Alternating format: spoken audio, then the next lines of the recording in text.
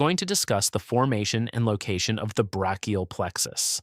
This is a region of cervical and thoracic vertebra, and this is the brachial plexus. So it is formed by the ventral rami of C5 to T1 spinal nerves. So these are C5 ventral ramus, C6, C7, C8, and T1. You can see in the first few pieces here, so these are the roots of the brachial plexus. The upper two, C5 and C6 roots are going to form the upper trunk, and C7 ventral ramus forms the middle trunk, and C8 and T1 ventral rami are going to form the lower trunk. So upper trunk is also known as the Erb's point, and 6 nerves meet here. So C5 root, C6 root, and 2 divisions: anterior division and posterior division.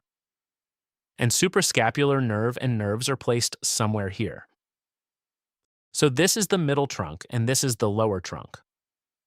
Each trunk divides into 2 divisions, anterior division and posterior division. The anterior divisions from the upper and middle trunks are going to form the lateral cord of the brachial plexus. And the anterior division of the lower trunk continues as the medial cord of the brachial plexus.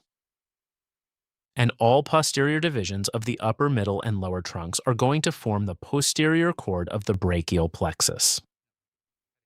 And we will move on to the branches in the next specimen. So you can see both heads of the biceps here. Here is the coracoid process, which gives attachment to the coracobrachialis. You can see the nerve piercing the coracobrachialis.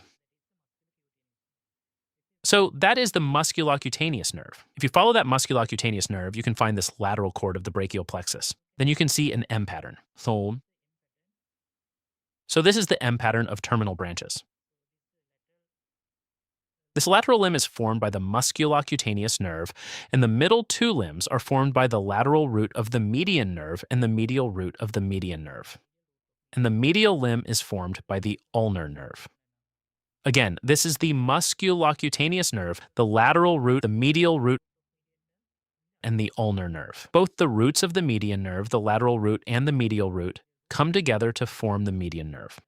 At the beginning, it is lateral to the axillary artery. Then it crosses the brachial artery, superficial to it, in the middle of the arm. And then it descends with it into the cubital fossa.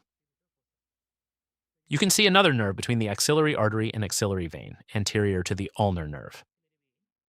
That is the medial cutaneous nerve of the forearm.